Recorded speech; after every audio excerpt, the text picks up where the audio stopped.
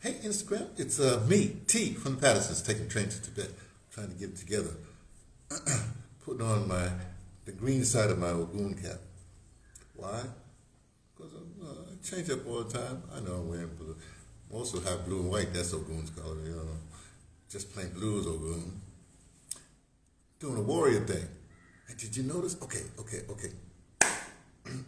This is a grand rising report. Because it's a grand new day. Okay. Now, you know, up there, that's the Sahel states, you know, with the great Ibrahim Traore, or Captain Ibrahim Traore, who I call my commander-in-chief. Commander Ibrahim, I call him. But, you know, there's three of them. Then there's the guy from Niger, right? I got the name. Niger, the tiny, I don't know. I'll get his name sooner or later. But my guy, is the guy, he wears the brown beret. You know, Commander Ibrahim wears the red beret, right? And just like beret, tam beret, whatever. If it's a tam, it's more art, it's an artiste, like a painter like that. It's the beret, it's the military, right? But my guy, the guy I like, when I say I know Commander Ibrahim is my commander-in-chief, okay? But my guy I like, you know, the guy that I would, if I was assigned to a thing, or if I would assign myself to a troop, right? And everybody would run to commander, the commander-in-chief. I understand, because he's a charismatic guy, you know. He's the guy. You see what he did? Oh, I can tell you, let me just finish my thing right here. But my guy, the Mali guy, Assimi Goita, right? I like him because he got the beard, you know.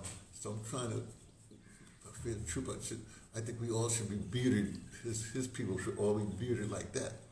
So I relate to him. So I put my green side on. That's just the way I'm sorry. I think differently, you know. I'm trying to be humble.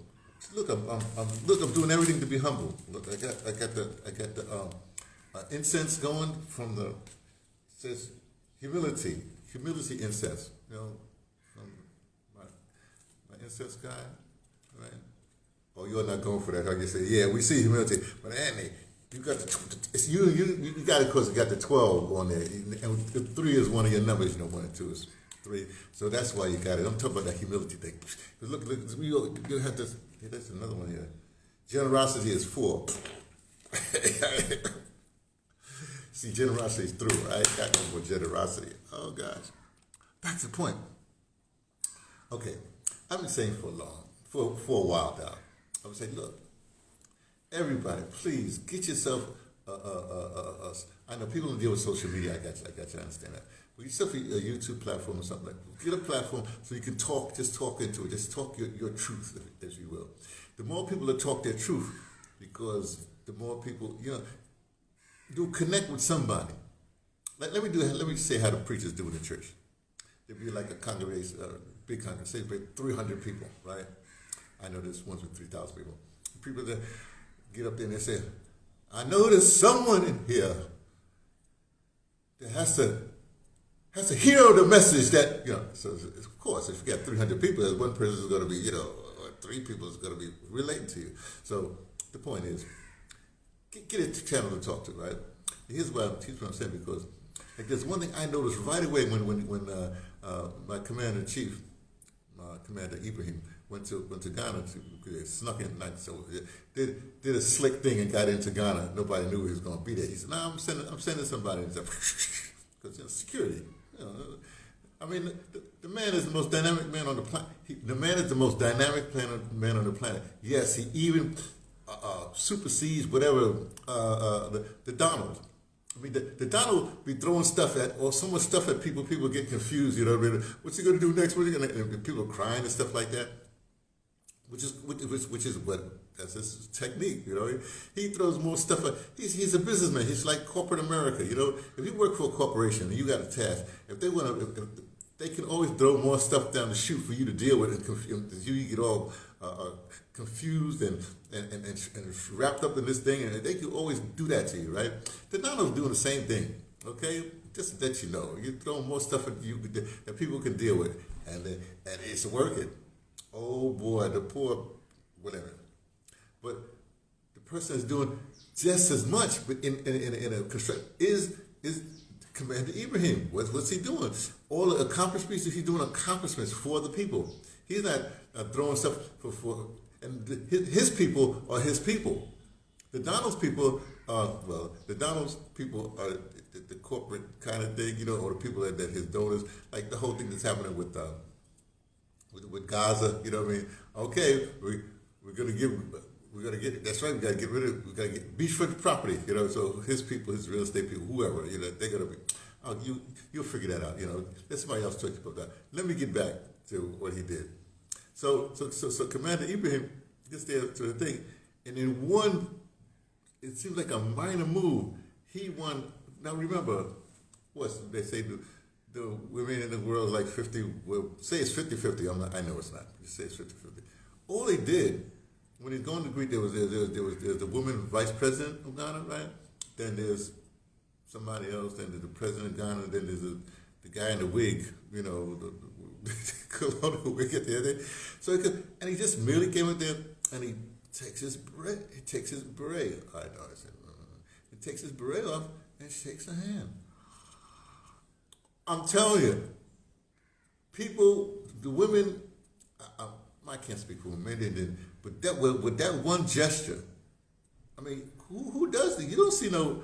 I don't know. I guess there's some people around the world that take off the hat when a woman is. I guess. I mean, nobody remembers that. This is one thing because you got one woman, 3 men on the stage. He takes his head, greets the woman, the handshake, look in her eyes, and you can tell. And let me tell you, dignitary or not, you can tell she was like, oh, okay, I might be exaggerating, but that's the way I saw it. Okay.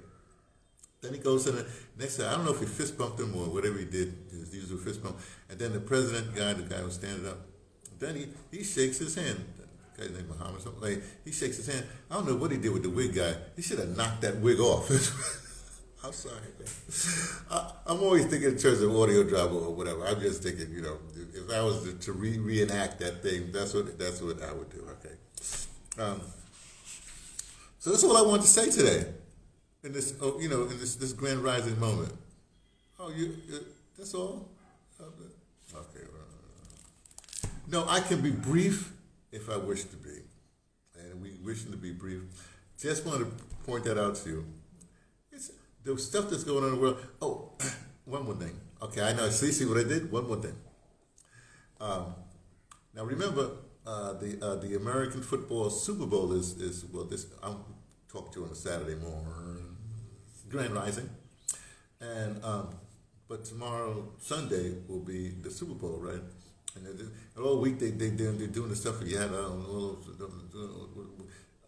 Sometimes it's so whatever, right? But the cat that I ran into, noticed him like 2 years ago, whatever, was Tom Grassi. The reason why I like Tom Grassi, he's a YouTuber, or whatever. He was fan of the year last year, right? And he does this thing called chaotic goodness, chaotic good, where when he does football games, he does like play by play, but it's like the old timey way, the way I grew up, when you had like the radio, not even so it's just his voice. He's describing things, da da da. There's the numbers that and this. Then he's got this all like Len Berman. He has this thing, or like how. He has all these things that he says, but it's just him and his voice describing. It's very descriptive, and you feel it. And a lot of people actually listen to him, and then they watch the game as they listen to him, right? But this is what I'm saying. I don't know what I'm saying. No, this is what I'm saying. Like, for me, I'm arrogant enough. I'm sorry. Humility notwithstanding, I'm arrogant enough to think that I'm enough. It's just my voice, right? I know I got a face for radio because of Bell's palsy now, right? So I think that, I don't need no post-production. I don't need no insert this so you can, no, it's just me and what I say, and that's that, and you follow that, and then if you want to post-produce it, you can take it's Creative Commons on YouTube. You can take it and do what you want with it. That just as long as you. Okay, I'm getting all kerfuffled. I just like that word too. So I'm gonna go because there's something I am working on though. It's very interesting. I got my book here. I'm working on this thing. It's very interesting because. Yeah. Well, it's like this. There's this thing, let's say every generation, why do people keep on writing love songs? Why do people keep on love songs? Because every love song, every generation, you're talking to your generation or whatever it is. But just like that, I think in every other sphere, the things don't change. The oppressor, if you will, or the colonizer, whatever you call this thing, the guy the class that think they're over you, they always come up with stuff. But it's always the same thing. For instance, right now you have this thing where U.S. USAID, international whatever they do the development. The new CIA. Before that, well, let me put it this way: the people that replace the CIA, the people that do the dirt all over the planet, right? In the name of the U.S., the name of the U.S. U.S. meaning the United States of North America, and they take monies that they get both from taxpayers and also that they make illicitly, right? And they take and they do nefarious things with it, right? Like right now, the big thing is like this whole thing, the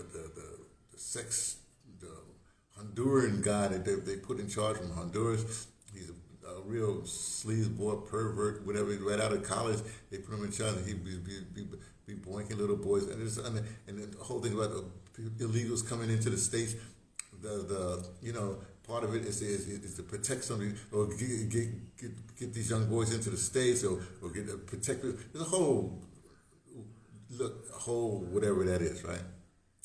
Well, now that they're going after these things, now that Elon Musk and his crew, right? I just asked them, let me see the books where you got. That's me. The Democrats, the people that have put these people in place, they're protesting. They're not protesting what they're finding from the books. They're not protesting what they're finding. They're protesting the fact that they're going to the books or asking to be accountable. Unbelievable. Did nobody say anything about the sex trafficking or these nefarious people that they put in charge of stuff? Nobody saying anything about that. I'm talking about the people that's protesting. No, I'm not going to name no names, but the old lady from Southern California. And this is we're not at the Congress, and you should let us in this building. All this stuff. It's funny because if you look at it, these things. Look, I grew up in South Bronx in the era when to get rid of the gangs, they allowed the drugs to come in, right, and to dissipate the gangs, right. But you say they? Who allowed the drugs to come in? The drugs came in through the organized crime. I'm saying organized crime, right? The government and the enforcers, the police department of New York, allowed that to be in there. Hey, Lace, how you doing, girl? I was going to say girl, sorry. How you doing, woman? You didn't get the thing I said, Ibrahim Traore when he went to Ghana, when he took his beret off and greeted the vice president of Ghana, took a beret off like that, and shook her hand like that, and you could see all the women in the world probably went nuts. Ah! You probably went nuts too. Come on, girl. Woman. You know what I'm talking about. Anyway, so the South Bronx, they did all that, but what happens is that people keep not going. They don't go after what is revealed. They go after the person revealing it. In other words, they're trying to shoot the messenger. But here's the more important thing. That's oh man, talk about popcorn. Talk about I don't like that camera. Talk about chocolate cup. They don't have chocolate cup popcorn. Look, talk about popcorn eating. Musk has this crew of young people. They're all like under whatever age, right? And it's messing these older people up. How dare these young people question us? How dare these young people go through our books? What qualifications they have? Look, they're trying to dig up dirt on the messenger, and not the they're trying to dig up dirt on the messenger rather than taking the dirt that the messengers have revealed and dealing with it. It's unbelievable to, well, it is believable because, like I said, in the South Bronx, same thing happened on the Lower East Side because it's like a hub area. The organized crime, together with the government and enforcement, whatever, they all have been in cahoots since World War II, I guess. You know, when since they discovered what was that prohibition and organized crime, that you know, they've been in cahoots, doing the bidding of each other. Watch, so the assassination of JFK, the whole thing. So this stuff is really intertwined, is coming together. But more importantly to me, I'm looking at some aspects of it, is the way that younger people are now, because of a number of things, younger people are now actually taking the fore. Remember, Commander Ibrahim, he's young. Oh, it's like before in the 60s, they had the generational gap. You know, the old people were Avi Hoffman famously said, don't trust anybody over 30. Then when he got over there, he said, don't trust anybody under 30. Anyway, that's not, because he's a jokester. Anyway, that's not the point. Okay, I gotta go. But all I'm trying to say is this: what a time to be entertained, to be alive. What a time! And for those of you who don't want to pick a side, just sit back and eat popcorn, because all this stuff, like Cat Williams said, all this stuff is going to poof and poof and poof. And the people that ain't on the right side, they stick a fork in them, they done. And I'm done now too. Talk to you later.